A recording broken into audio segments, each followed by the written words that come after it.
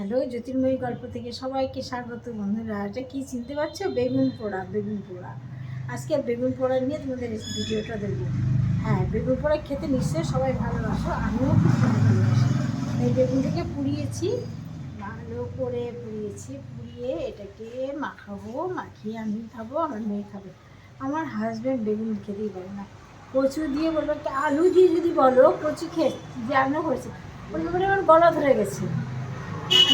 আলুটাকে যদি কচু ভেবে বলো যে আলু কচু রান্না করতে আসে, আগের থেকে তার গলা ধরে ওই পাবলিক। তা বেগুন দেখলে পারি কি বেগুন খাবো না, বেগুন খাবো না। আমি আর মেয়ের জন্য আজকে মঙ্গলবার, মেয়ে শুধু ডাল, নিরামিষ খায়, ডাল এই সমস্ত করেছি, ধানাই ফানাই। তাই বলছি মা বেগুনি করে খাবে। ও আর একটা বেগুন আছে, বাড়ি এসে বেগুনি করে খাবে। কারণ হচ্ছে কি, দেখ আমি তো এখন বেগুন পোড়াবো না, বেগুন ভাজবো, কী করবো বল। তা বলছি তুমি বেগুন পোড়া। আজকে মঙ্গলবার, আরও শনি মঙ্গলবারে একটু পোড়াপড়িগুলো ভালো, এগুলো দোষ কাটে অনেক সময় শুনেছি যে আমি শরীর জানি না। এবার তারপরে আমি বেগুনটাকে পোড়ালাম, পুড়িয়ে আস্তে আস্তে স্নান করে আসলাম। স্নান করে সবাই বসেছি তোমাদের সামনে, এখনও মাথা আসলাইনি। সকাল থেকে মাথা আসতে সময় পাইনি, কি এলোমেলো পাগলি মতো লাগছে না। যাই হোক, এখন বসেছি, বেগুনটাকে ছাড়াচ্ছি, ছাড়িয়ে কীভাবে মাখাবো তোমার সঙ্গে দেখাবো। আজকের আমার ব্লগ হচ্ছে বেগুন পোড়া রেসিপি। দেখেছো কি দারুণ বেগুনটা, আমার খুব ভালো লাগে। বেগুন ভাজাও খুব ভালো লাগে, বেগুন পোড়াও ভালো লাগে। বেগুন চচ্চড়ি খেয়েছো? আমার মা করে, করতো, এখন মা বাড়িতে কাজে রান্নারও করে।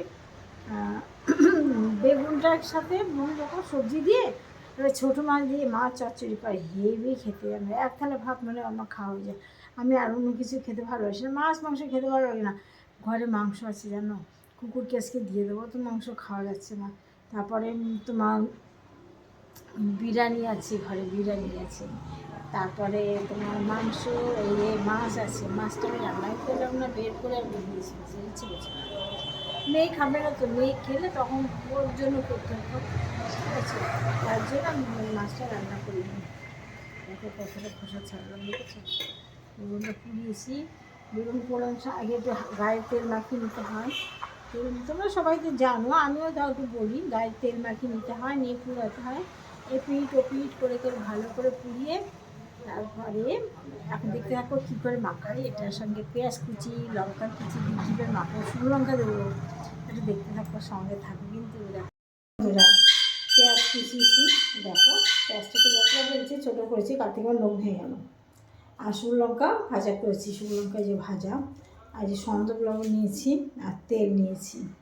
এবারে ধনে পাতা, মূলো কুচেনো দিলে আরও ভালো লাগে, কিন্তু এখন সব দেবো না।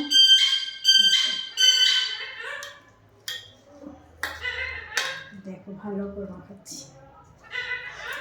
আর বেগুনটাকে দুভাগ করেছি, আর আরেকটা মানে হাফ মেখে রেখে দিয়েছি। কেন বলো তো, ও পেঁয়াজ ছাড়া খাবে, পেঁয়াজ ছড়ানো যাবে না, যেহেতু আজকে মঙ্গলবার, ওই জন্য ওটা আলাদা করে রেখে দিয়েছি। পুরো লঙ্কাটাই দিই।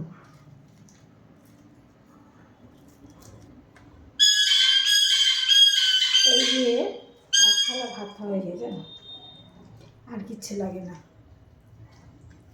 মাছ মাংস বলো না, ঘরে আমার বিরিয়ানি আছে, মাংস আছে, মাংসটা ভাবছি কুকুরকে দিয়ে দেবো, শুধু সলিড মাংস।